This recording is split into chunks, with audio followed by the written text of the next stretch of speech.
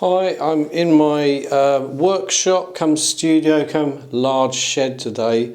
It's a little bit cold outside, so you will see that I'm wearing a coat, but this space is my area where I can just do a little bit of artwork, bit of photography, and then generally mess around with things without being disturbed, and also create a lot of these videos for you guys. So going to look at developing your project today, so tune in and I'll try and give you some tips for you to experiment with.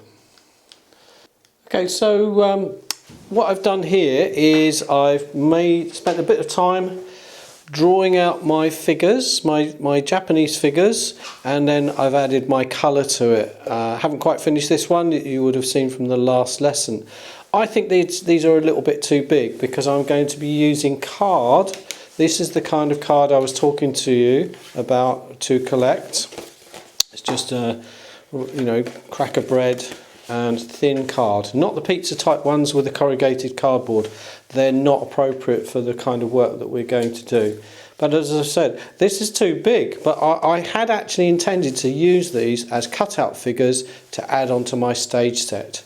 But they're just too big. The other mistake I made is I did them in my nice sketchbook, and I've also got the drawing on the back that I showed you for the proportions, so not good to cut out. So it illustrates the need to plan ahead, which I didn't. I'm quite happy with the actual figure, but it's not the one I need to cut out. So that is just to tell you guys as well that if you make mistakes, don't worry about it, just plan around it. And actually what I can now do is show a development of my idea, which is actually an advantage.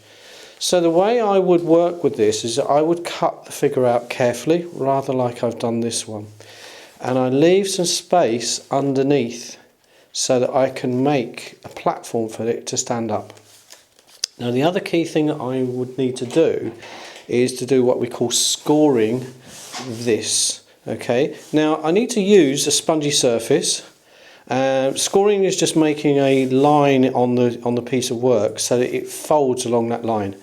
If you're at school, we would use scissors like this with the curved bit, and then we would score rather like that. So it has to be that bit and not this bit. That rips the paper. So if I did that, you can't see it, but it rips the paper.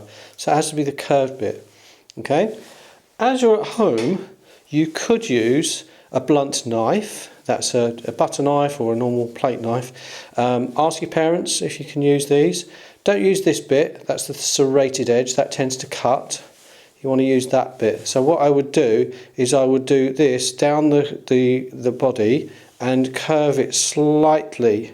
Okay, I do that because it follows the body, not straight. You can do straight, but I find that this is more effective. So once I've cut it out, now with that scored line, it naturally wants to fold onto that line. And so what I end up with is something rather like this. And then when I would also score along there. I've just folded those, but it's a good idea to score it so you get a nice neat line. And then I've got these little feet. So I'm going to demonstrate on a piece of card like this what we would do. Now bear in mind we're going to make lots of these and make maybe some backgrounds and stuff and make a little stage set. So what you would do is you'd get your glue stick, so that's why you need your glue, either PVA, you can get PVA in things like places like I think you can get it in Tesco's actually, just tubs of it. It's about 75p for half a litre or a litre of it.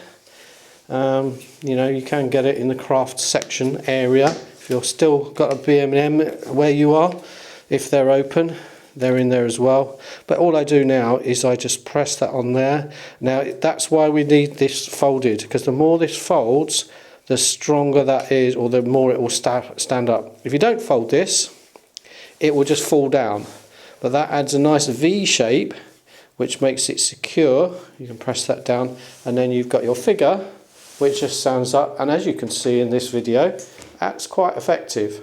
Okay, I could even have that where if I cut the platform like this, I could actually move my figures around. So I could create a little performance art piece. So I might tell Mrs. Stewart how to do that, and we can collaborate on you writing a little play and acting it out with all your characters and doing a little theatre show. All right, so have a go with all the figures that you've got, and you know, very simple. That's just photocopy paper, so nothing special. And I've got my little figures. Okay, have a go.